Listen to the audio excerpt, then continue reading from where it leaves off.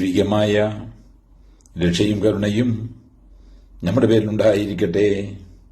വിശുദ്ധ ഖുർആൻ അധ്യായം 3 സൂറത്ത് ആല് ഇമ്രാൻ വചനം 77. ബിസ്മില്ലാഹിർ റഹ്മാനിർ റഹീം.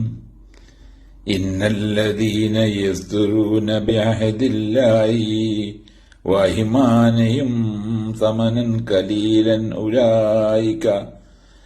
ഉലൈക ലാ ഖലാക ലഹും ഫിൽ ആഖിറതി വലാ യുകല്ലിമുല്ലാഹു വലാ യൻദുറു ഇലൈഹിം യൗമൽ ഖിയാമത്തി വലാ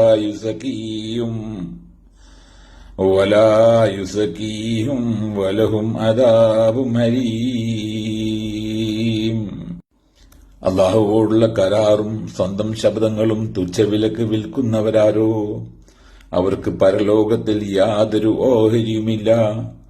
ഉയർത്തെഴുന്നേൽപ്പിന്റെ നാളിൽ അല്ലാഹു അവരോട് സംസാരിക്കുകയോ അവരുടെ നേർക്ക് കാരുണ്യപൂർവം നോക്കുകയോ ചെയ്യുന്നതല്ല.